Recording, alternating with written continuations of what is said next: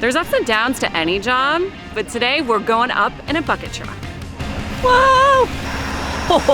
They're slightly joking that they're gonna leave me up here. I am up so high.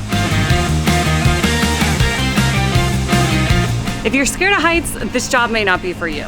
These bucket trucks go up to 40 feet high depending on what they're working on, and we even have some trucks in our fleet that go up to 65 feet.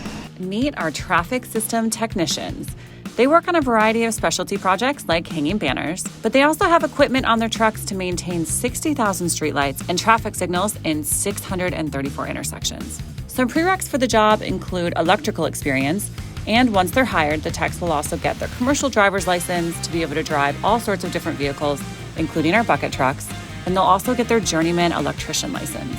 For this particular job, techs were installing new banners to help beautify our downtown. The banners are several feet tall and hung on our streetlight poles, which are more than 20 feet off the ground. A two-person crew includes one person on the ground and one person in the bucket truck to take the old banners down and replace them with new ones. In this smaller bucket truck, there's only room for one person at a time. Wait, does that mean I have to go up by myself? All right, they're about to lower this thing down so I can give it a try.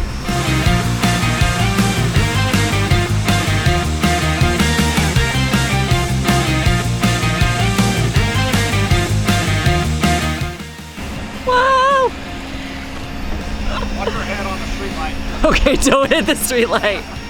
Great views of downtown. Look, the banners look really small from the ground, but they are like almost as tall as me when you get all the way up here. I have to turn this around so you can see what it looks like from up here. Whew. I think we're probably good. Are we almost at the top? Whoa. Can you see it, how close I am? And I'm coming down.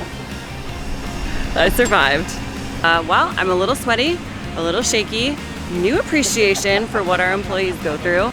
Take a look inside some other city services in the videos below.